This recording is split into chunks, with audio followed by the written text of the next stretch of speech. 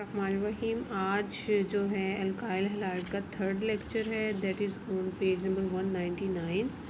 आज जो हमने स्टडी करना था that is about mechanism of nucleophilic substitution reaction. आपको पता है कि अल्काइल हैलाइड जो है वो सब्स्टिट्यूशन न्यूक्लियोफिलिक सब्स्टिट्यूशन रिएक्शन देते हैं। न्यूक्लियोफाइल का क्या मतलब है? That is the nucleus loving. Okay, अब न्यूक्लियोफिलिक सब्स्टिट्यूशन रिएक्शन दो तरह के होते हैं, एक बाईमॉलिक्यूलर और एक यूनिमॉलिक्यूलर। ठीक है,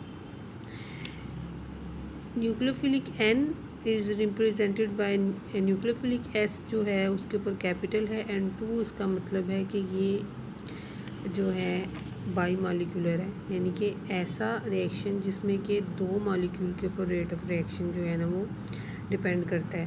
न्यूक्लियोफिलिक सब्स्टिट्यूशन यूनिमॉलिक्यूलर रिएक्शन ऐसा रिएक्शन होता है जो कि जिसमें रेट ऑफ द रिएक्शन एक मॉलिक्यूल के ऊपर डिपेंड करता है। ठीक है, इसमें थोड़ा सा इंसान कंफ्यूज सेंस में हो जाता है कि जो SN2 है ना रिएक्शन, वो वन स्टेप होता है, सिंगल स्टेप रिएक्शन होता है। इसको हम देखते हैं कि सब्स्टिट्यूशन न्यूक्लियोफिलिक सब्स्टिट्यूशन बाईमॉलिक्यूलर रिएक्शंस जो कौन से जो है ना अल्काइल हैलाइड देती हैं।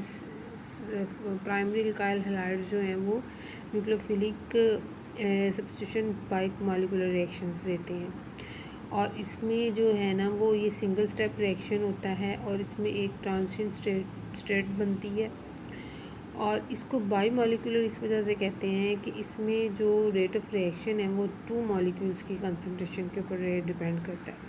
ये देखिए यहाँ पे ये एक न्यूक्लियोफाइल आ रहा है और एक जो न्यूक्लियोफाइल है ना वो निकल रहा है। ये हमारा जो है सबस्ट्रेट है। ठीक है, ये न्यूक्लियोफाइल अटैकिंग न्यूक्लियोफाइल है और ये लिविंग न्यूक्लियोफाइल है। अब ये ये प्राइमरी ब्रोमाइड है। ठीक है, CH3Ber है।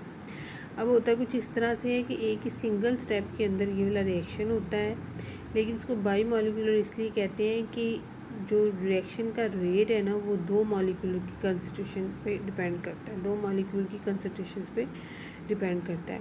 अब ये देखिए इसमें एक ट्रांजिशन स्टेट आती है कि जिसमें जो लिविंग गेवल है, लिविंग न्यूक्लियोफाइल और अटैकिंग न्यूक्लियोफाइल जो हैं वो एक ट्रांजिशन स्टेट बनाते हैं। और इसमें होता कुछ इस तरह से है कि यहाँ पे जो कार्बन होती है ना, पहले अल्काइल हैलाइड में वो sp3 होती है, लेकिन इस ट्रांजिशन स्टेट में sp2 हो जाती है। अब ये वाला जो है लीव कर जाता है और ये इसके साथ जो है वो आके अटैच हो जाता है। अब SN2 की अगर SN1 की हम रिएक्शन की अगर बात करें तो SN1 जो है ना वो टर्शरी अल्काइल हैलाइड देते हैं। ठीक है, और ये रिएक्शन जो है ना टू स्टेप रिएक्शन है, और इसमें कार्बोकैटायन भी बनता है। कार्बोकैटायन ऐसा मॉलिक्यूल है जिसमें कि कार्बन की इक्विवेलेंसी सेटिस्फाई नहीं हुई होती, और ये जो है प्लेनर स्ट्रक्चर होता है। अब इसमें होता है कुछ इस तरह से है कि इससे पहले टर्शरी अल्काइल ग्रुप जो है ना वो सबसे पहले कन्वर्ट हो जाता है कार्बोकैटायन में, और फिर बाद में अटैकिंग न्यूक्लियोफाइल जो है इसके ऊपर अटैक करता है तो ये इजीली अटैच हो जाता है।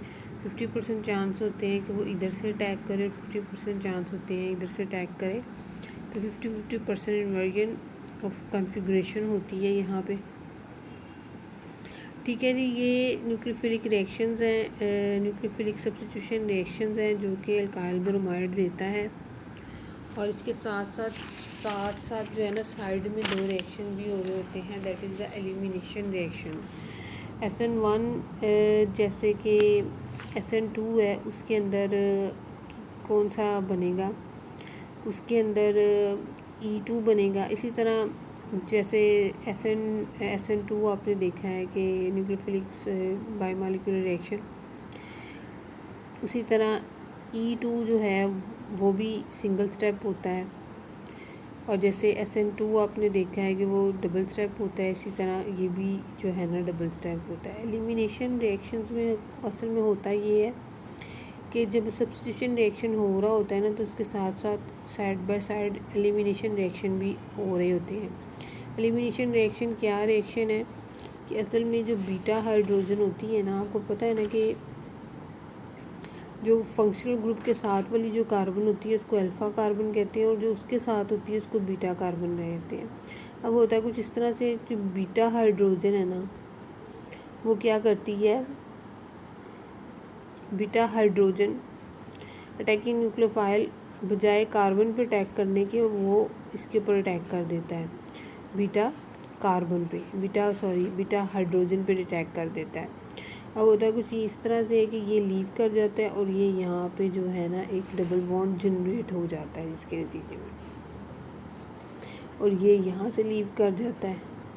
तो फिर ये क्या होता है कि यहाँ पे ये जो हाइड्रोजन है ना, ये अटैकिंग न्यूक्लियोफाइल को लेके निकल जाती है। तो नतीजे के तौर पे क्या होता है कि हमारे पास जो है वो एल्कीन्स बन जाती हैं, ठीक है, डबल बॉन्ड जनरेट हो जाता है।